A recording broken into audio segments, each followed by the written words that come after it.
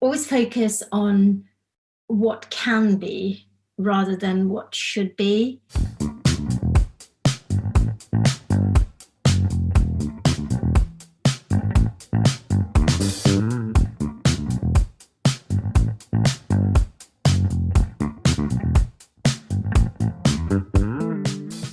Trecilla Lobo, and I'm the SVP for People and at BenevolentAI. So I think most people would know BenevolentAI, which is a UK-based company. We have offices in New York as well. Approximately just over 300 people in the company based in London. I look after both the people aspects, so everything from hiring to the whole people experience, and also office and facilities. I also am the a non-exec director and chair of remuneration committee at TechNation. So I just took on that element of the role in September actually this year. So that's kind of the main element of my role, along with being a mum.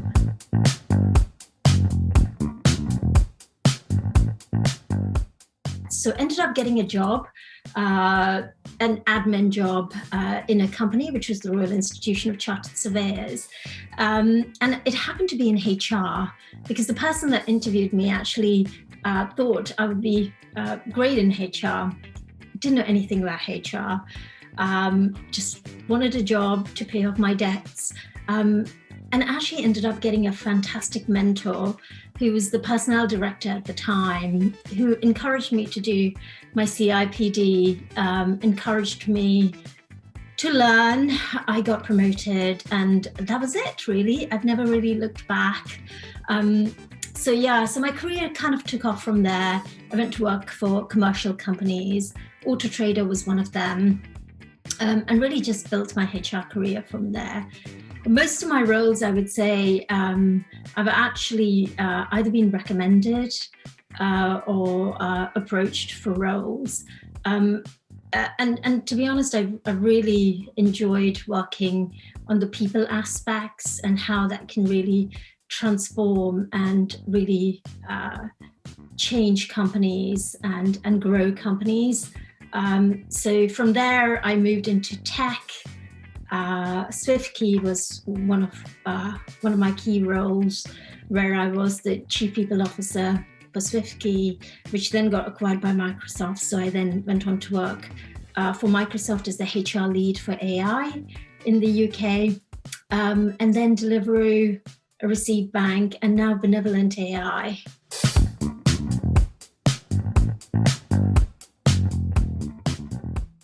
So I actually was born in a little place in the south of India, a place called Udupi, probably very well known to a lot of the Indian community.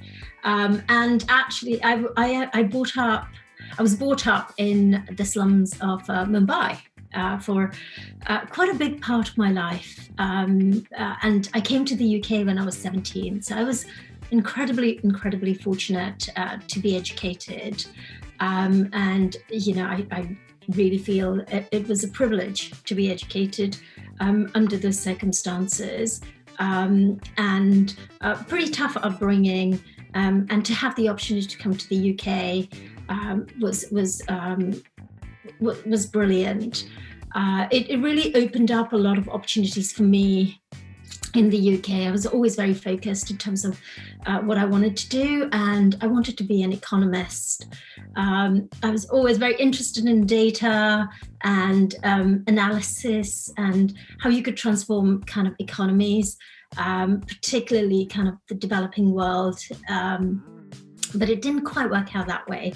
I ended up going to university and studying, and as do most students, incurred quite a lot of debts during that time, and I just needed to pay off my student debt.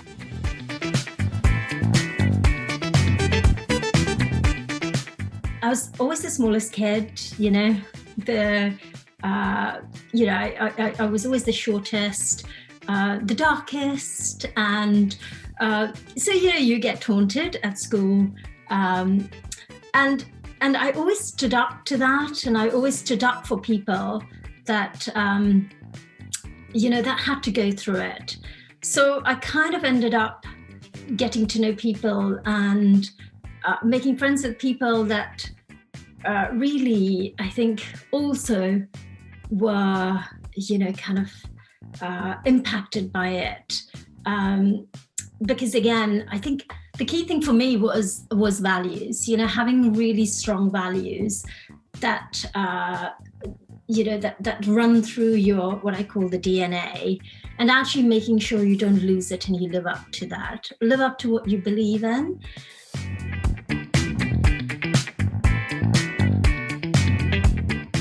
Fairness and equality was a huge part of my value growing up. There was always an element and determination that said, why would this person get it and not this person? Why am I not the same as my brother? Or why would I not have the same opportunities? But those opportunities didn't really automatically come. So you had to really work hard, and just be determined and not kind of give up.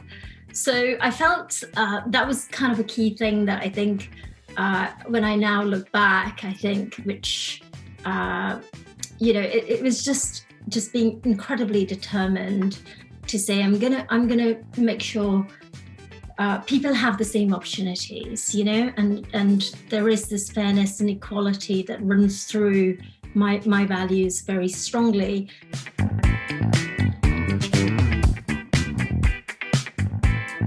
Currently, like if you look at the current economic climate, if you look at what's happening around the world, if you look at,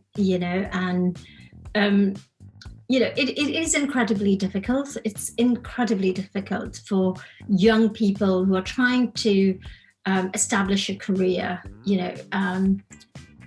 and I look back on my own personal journey, and it was incredibly difficult. And what I would say is, look, how many millions of people live in slums? Millions of people live in slums. If I can make it, anyone can. Growing up, I wasn't the cleverest kid in the class.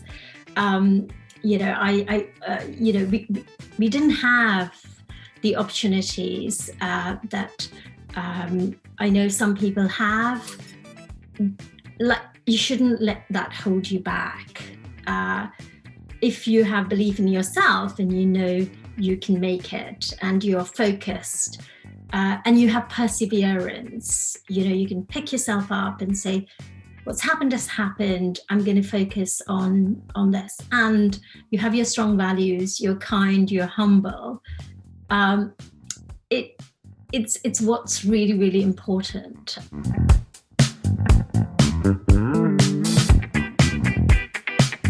Always focus on what can be rather than what should be.